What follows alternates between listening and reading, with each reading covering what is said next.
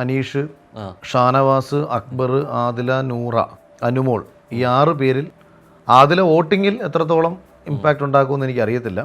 പക്ഷേ ഇവരൊക്കെ ഒരു ടോപ്പ് 3-ലേക്കൊക്കെ എത്താൻ പോസിബിൾ ആയിട്ടുള്ള ആൾക്കാരാണ്. ഇപ്പോൾ രന ഫാത്തിമയെ പോലെ ഒരാൾക്ക് അധികം നാൾ ഇനി സർവൈവ് ചെയ്യാൻ പറ്റുമെന്ന് എനിക്ക് തോന്നുന്നില്ല. അതേപോലെ സാബുമാൻ നിൽക്കുമെന്ന് തോന്നുന്നില്ല. ലക്ഷ്മി കണ്ടന്റൊക്കെ സൃഷ്ടിക്കുന്നുണ്ട്. ലക്ഷ്മിയുടേതായിട്ടുള്ളൊരു പേഴ്സണാലിറ്റിയിൽ അവിടെ നിൽക്കുന്നുണ്ട്. അത് കുറച്ചും കൂടെ നല്ല രീതിയിൽ കൊണ്ടുവന്നാൽ ലക്ഷ്മി ഒരു ഭാഗത്തോടെ അങ്ങ് പോകും. അനീഷ് നാളെ ഒരു വളരെ മോശം ആക്ടിവിറ്റി കാണിച്ചാൽ തൊട്ടടുത്ത വീക്കിൽ ജനം അയാളെ വിക്റ്റ് ചെയ്യും. ഷാനവാസ് കാണിച്ചാലേ വിക്റ്റ് ചെയ്യും. നിലവിലത്തുള്ള പ്രകടനങ്ങളിൽ ഇത്രയും ആൾക്കാരൊക്കെ നിലവിൽ വലിയ കുഴപ്പമില്ലാതെ ഷോ കൊണ്ടുപോകുന്നുണ്ട്. ആദിലെ വിക്റ്റ് ആവുകയും നൂറ സർവൈവ് ചെയ്യുകയും നൂറ ഒരു സക്സസ് ആയി മാറുകയും ആദിലൊരു പരാജയമായി മാറുന്നു എന്നൊരു തോന്നൽ ആദിലയുടെ മനസ്സിലുണ്ടാവാതിരിക്കുകയും ഞാൻ മൂലമാണ് ഒരുപക്ഷെ ഇപ്പം നൂറ കപ്പടിച്ചെന്ന് വെച്ചോളൂ.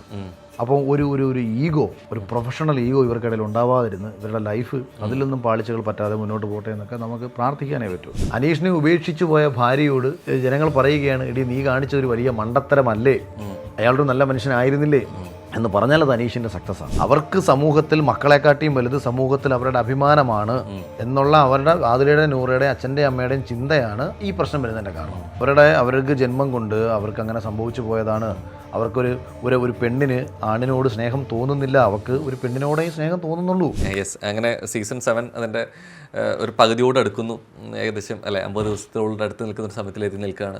പലപ്പോഴും പല സീസണുകളിലെ ഏകദേശം 2-3 ആഴ്ച കഴിയുമ്പോഴേക്കും ഇതൊക്കെ ആരാണ് ലീഡ് അല്ലെങ്കിൽ ആരിലൂടെ പോകുന്നു എന്നൊക്കെ കണ്ടതാണ്. പ്രത്യേകിച്ച് അത്തരത്തിൽ സീസൺ 5 വരെ ആ പേര് കേട്ടതാണ് എന്നുള്ളത് വിന്നറാവും ചെയ്തു. ഈ സീസൺ 7 കണ്ടുകൊണ്ടിരിക്കുന്ന സമയത്ത് അവ്യക്തമായിട്ടുള്ള നിലപാട് പോകുന്നുണ്ടെങ്കിൽ പോലും ഒരു ടോപ്പ് 3 എങ്ങനെ തോന്നുന്നു? ആരായിരിക്കും തവണത്തെ സീസണിൽ 5 വല്ലതും എത്തുമെന്നുള്ള കാര്യം ബിഗ് ബോസിൻ്റെ അണിയറ പ്രവർത്തകർക്ക് പോലും സംശയമാണ്.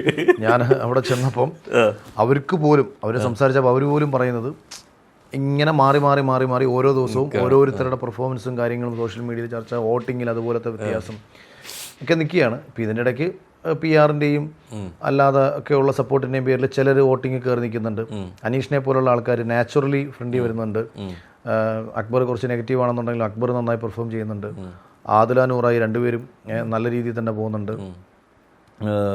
ഷാനവാസ് നല്ല രീതിയിൽ പോകുന്നുണ്ട്. അനുമോള് നല്ല രീതിയിൽ പോകുന്നുണ്ട്. ഒരു ടോപ്പ് 3 വരാൻ ഇനി മാറ്റം ഒരിക്കലും പ്രെഡിക്റ്റ് ചെയ്യാൻ പറ്റില്ല. കാര്യം അത് എന്താ പ്രശ്നം മാറ്റം സംഭവിച്ചേക്കാം. ഈവൻ എൻ്റെ സീസണിൽ ഞാൻ ഒരിക്കലും വിഷ്ണു എവിക്റ്റ് ആവുമെന്ന് വിചാരിച്ചിട്ടില്ല. അനിയൻ മിഥുൻ അവൻ അങ്ങനെ പോയൊരു കഥ അടിക്കുമെന്ന് ഞാൻ സ്വപ്നത്തിൽ ചിന്തിച്ചിട്ടില്ല. അത് പറഞ്ഞില്ലെങ്കിൽ അവൻ എവിക്റ്റ് ആവില്ല.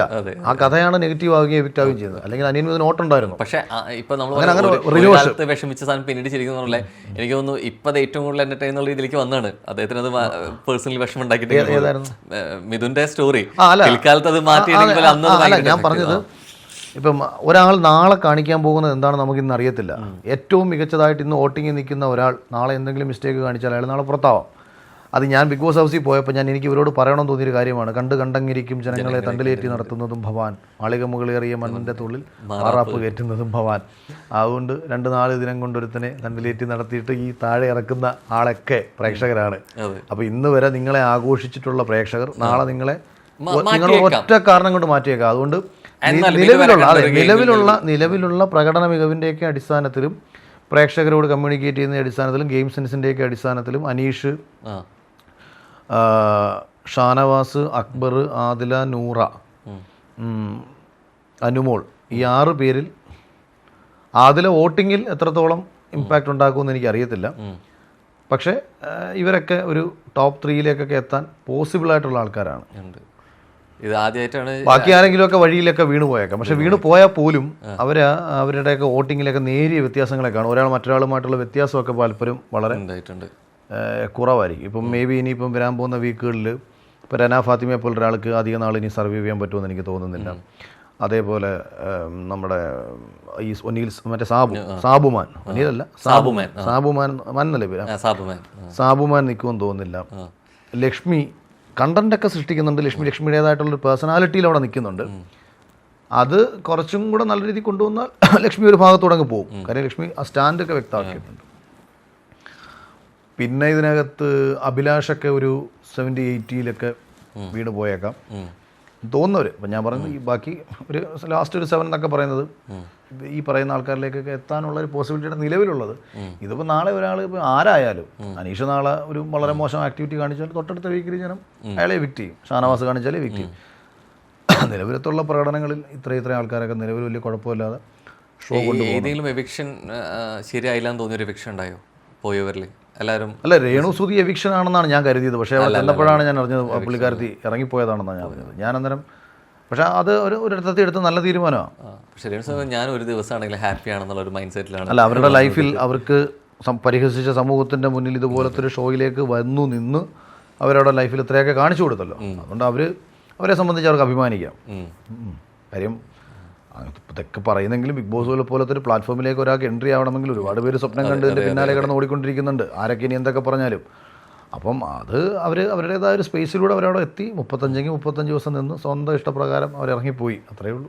ഈ സീസണിലായിട്ട് ആദ്യമായിട്ടാണ് ഒരു ലെസ്ബിയൻ കപ്പിൾ വരുന്നത് അല്ലേ? അപ്പോൾ അത്തരത്തിൽ വന്നു, 2 പേര് വന്നു, ആ 2 പേര് 2 കണ്ടസ്റ്റൻസ് ആയിട്ട് മാറ്റുന്നു, 2 പേരെ 2 രീതിക്കുള്ള ഗെയിമുകൾ നമ്മൾ കണ്ടതാണെന്നാൽ കണ്ടിട്ട് തോന്നി മികച്ച താരമായിട്ട് തോന്നി നൂറയാണോ അതിൽ? അല്ല, ഇവരുടെ ഗെയിം ഞാനങ്ങനെ കണ്ടിട്ടില്ല.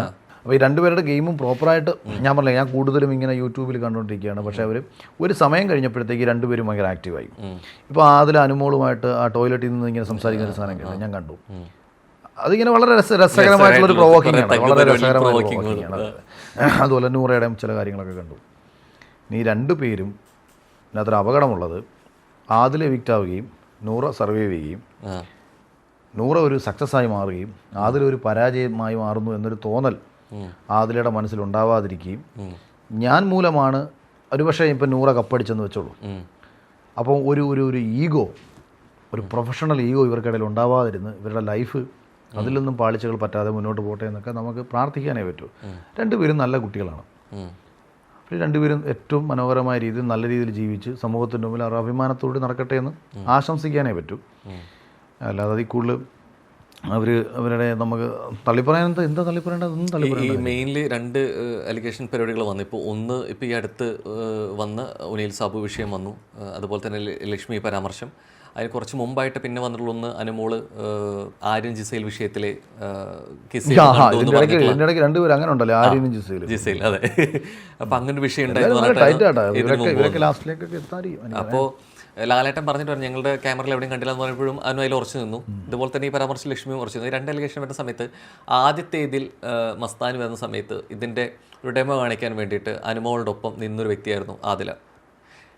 ഇപ്പം ഇന്ന് അതേ രീതിയിലേക്ക് ഒരു പരാമർശം വന്ന സമയത്ത് ആദിലയും അല്ലെങ്കിൽ അതുപോലെ തന്നെ നൂറയും പരാമർശിക്കുക ഉണ്ടായിട്ടുണ്ട് ഇത്തരം വിഷയങ്ങളിൽ. അപ്പം അത് രണ്ട് അഭിപ്രായങ്ങൾ നിൽക്കുന്ന പോലെ തോന്നി. മറ്റേതൊരു വിഷയം വന്നു, ഒരു പൊതുകാര്യങ്ങളിൽ അവരെ വലിച്ചഴിക്കുകയാണ്, അതിനവർ പൊതുസമൂഹത്തിലേക്ക് വലിച്ചഴിക്കുന്ന മറ്റൊരു രീതിയിലേക്ക് തന്നെ ചിത്രീകരിച്ചേക്കാം. അപ്പം അന്ന് അതിനെ എതിരെ നിന്നൊരാൾ ഇന്ന് അതേ രീതിയിലേക്ക് തന്നെ പൊതുസമൂഹത്തെ കണക്ട് ചെയ്തിട്ടുള്ള സംസാരത്തിൽ വിഷയമ്പോൾ അവരത് അതിൻ്റെ വിക്റ്റിമായിട്ട് മാറുകയും ചെയ്യുന്നുണ്ട്.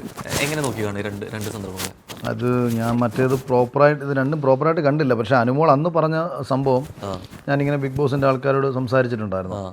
അപ്പോൾ അവർ പറഞ്ഞു ഞങ്ങളൊരു 6 മണിക്കൂർ അനു പറഞ്ഞതിൽ എന്തെങ്കിലും സത്യമുണ്ടോ എന്നറിയാൻ വേണ്ടിയിട്ട് എല്ലാ ക്യാമറ ക്ലിപ്സുകളും എടുത്തു വെച്ച് ഞങ്ങൾ പരിശോധിച്ചു. അതിൻ്റെ ഒരു സത്യാവസ്ഥ അപ്പം നമ്മളിപ്പം അവരെ എന്തെങ്കിലും രീതിയിൽ മറച്ചിട്ടുണ്ടോ, അവർ പ്രേക്ഷകരെ പറ്റിച്ചിട്ടുണ്ടോ എന്നൊക്കെ അറിയണമല്ലോ. അപ്പം അങ്ങനൊരു സംഭവമേ കണ്ടില്ലെന്നാണ് പറഞ്ഞത്. എന്നിട്ട് അവർ പറയുന്നുണ്ട് അങ്ങനെ കണ്ടെങ്കിൽ ഞങ്ങൾ രക്ഷപ്പെട്ടു, കാര്യം ഞങ്ങൾക്ക് അത്രയും വലിയ കണ്ടന്റാണല്ലോ. ഞങ്ങളത് 100% സമൂഹത്തിന് മുമ്പിൽ കാണിക്കും. അവർക്ക് അവിടെ അനുമോൾ പറയുന്നത് ശരിയാക്കി തീർക്കണമെന്നും ബിഗ് ബോസിൻ്റെ അണിയറ പുറത്തവർക്ക് ആഗ്രഹമില്ല. ആര്യലിനെയും ജിസൈലിനെയും മോശമാക്കണമെന്നും നന്നാക്കണമെന്നും അവർക്ക് ആഗ്രഹമില്ല. ആര് നന്നായാലും നന്നാവുന്നത് അവനവൻ്റെ കയ്യിലിരിപ്പുണ്ട്, ആര് മോശമായാലും അത് അവൻ്റെ കയ്യിലിരിപ്പുണ്ട്. ഇതിൻ്റെ അണിയറ പ്രവർത്തകർക്ക് ഇത് രണ്ടിനും പറ്റത്തില്ല. അവർക്ക് ആകെ പറ്റുന്നത് ഒരു എപ്പിസോഡിൽ നിങ്ങളെ ഒഴിവാക്കാം എന്നുള്ളത് മാത്രമേ പറ്റൂ. ഒരു എവിക്ഷൻ മാറ്റിവെക്കാം, നിങ്ങളെ സേവ് ചെയ്യാൻ വേണ്ടിയിട്ട് ഈ ഒരു തവണത്തെ എവിക്ഷൻ ഒഴിവാക്കാം, അത് വേണമെങ്കിൽ അവർ വിചാരിച്ചാൽ നടക്കും. 2 പേരെ ഒരുമിച്ച് പുറത്താക്കണമെങ്കിൽ അതും അവർക്ക് വേണമെങ്കിൽ ചെയ്യാം. അതല്ലാതെ ഒരു മത്സരാർത്ഥിക്കും നല്ലതുണ്ടാക്കി കൊടുക്കാനും ഒരു മത്സരാർത്ഥിക്കും മോശമുണ്ടാക്കി കൊടുക്കാനും അവർക്ക് വിചാരിച്ചാൽ നടക്കത്തില്ല. കാര്യം ഇത് മത്സരാർത്ഥിക്ക് മാത്രമേ പറ്റൂ. അപ്പോൾ അനുമോള് കണ്ടിട്ടുണ്ടെങ്കിൽ അതവിടെ നടന്നിരിക്കണം എന്നായിരിക്കണം അവർ ചിന്തിക്കുന്നത്. അപ്പോൾ അത് നടന്നിട്ടുണ്ടോ എന്ന് അവർ പരിശോധിക്കാൻ ശ്രമിച്ചു. എന്നോട് അവർ പറഞ്ഞു 6 മണിക്കൂറിലധികം ഞങ്ങൾ എല്ലാ ക്യാമറ ക്ലിപ്സും എടുത്തു വെച്ചിട്ട് മൊത്തം നോക്കി. അപ്പോൾ അവർക്ക് അതൊന്നും കാണാൻ കഴിഞ്ഞില്ല. മേ ബി അത് ഇനി സംഭവിച്ചേക്കാം, കാര്യം ഹൗസാണ്. നാളുകൾ കഴിയും തോറും സുഹൃത്തുക്കൾ പ്രേമം വർക്കൗട്ടായി കഴിഞ്ഞാൽ, സുഹൃത്തുക്കൾക്കിടയിൽ അത് മറ്റൊരു രീതിയിൽ പോയി കഴിഞ്ഞാൽ, പ്രണയമായി മാറിക്കഴിഞ്ഞാൽ ഇതൊക്കെ സംഭവിക്കാം. അപ്പോൾ അനുമോൾ ഇന്നലെ പറഞ്ഞത് ശരിയാണോ എന്ന് ചോദിച്ചാൽ ഇന്നലെ പറഞ്ഞത് ശരിയല്ല, പക്ഷെ നാളെയിൽ വേണമെങ്കിൽ അത് സംഭവിക്കാൻ പോകുന്ന കാര്യം മുൻകൂട്ടി അനുമോൾ പറഞ്ഞത് വേണമെങ്കിൽ പറയാം. അപ്പോൾ അതെന്ന് പറയുന്നത് ഒരു ഓവർ സദാചാരത്തിൻ്റെ പ്രശ്നമാണ്.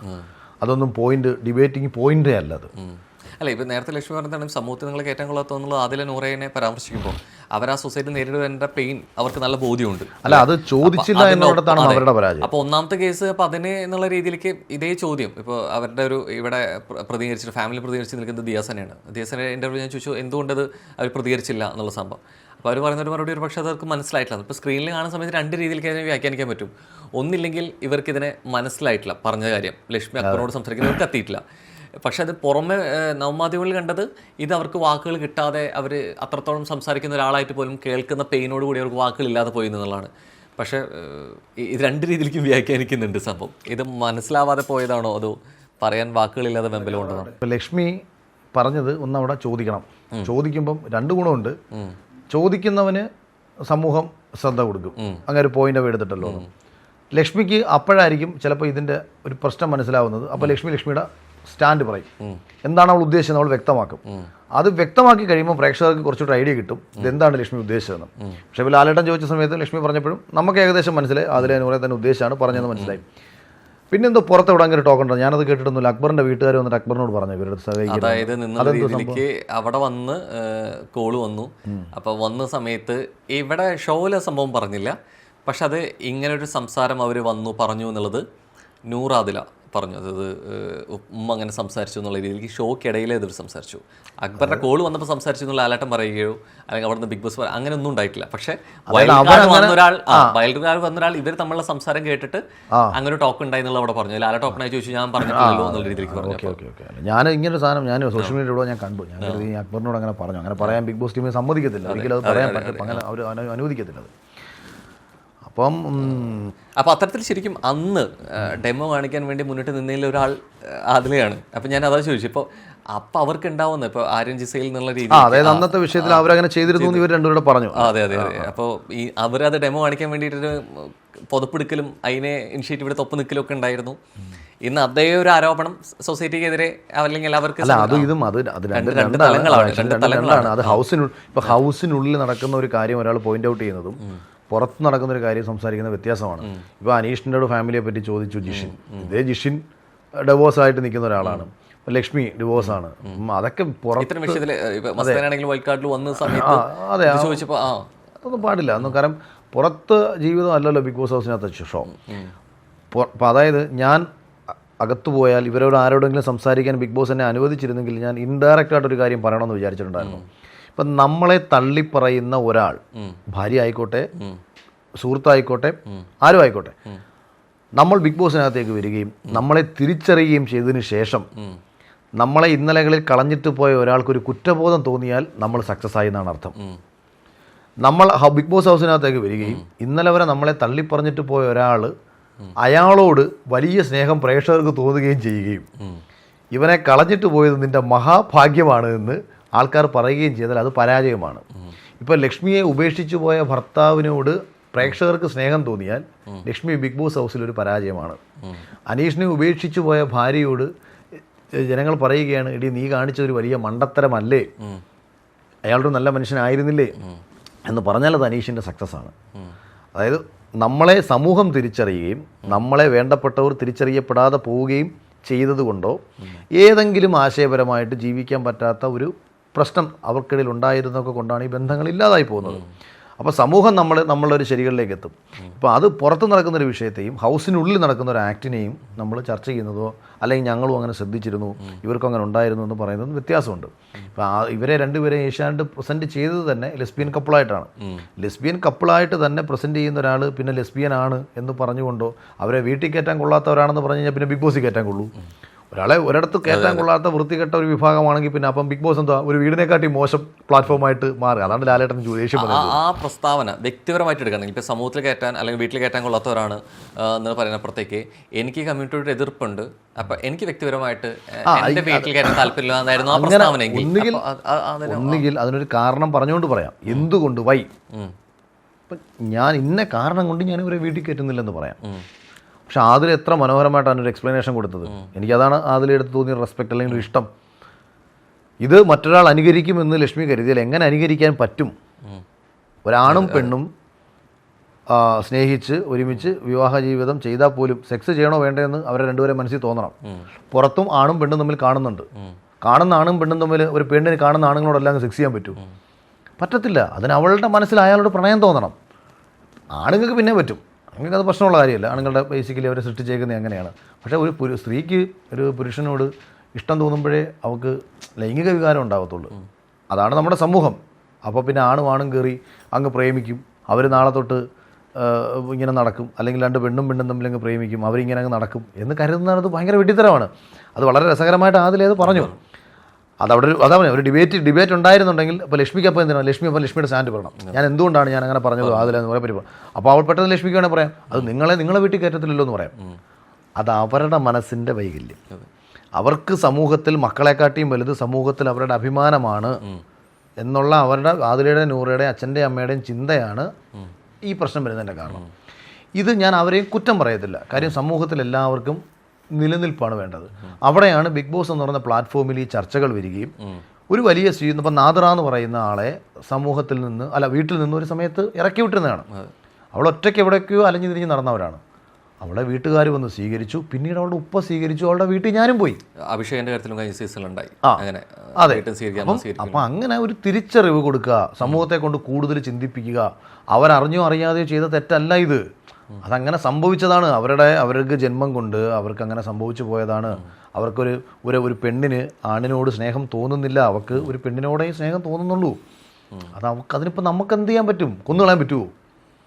ശരി, അങ്ങനെ ആയിക്കോട്ടെ എന്ന് അക്സെപ്റ്റ് ചെയ്യാനേ പറ്റൂ. അക്സെപ്റ്റ് ചെയ്തിട്ട് അങ്ങനെ ആവട്ടെ. അല്ലാതെ നിർബന്ധിച്ച് കെട്ടിച്ചു കഴിഞ്ഞാൽ എന്താ സംഭവിക്കുക? അടിച്ചു പിരിയും.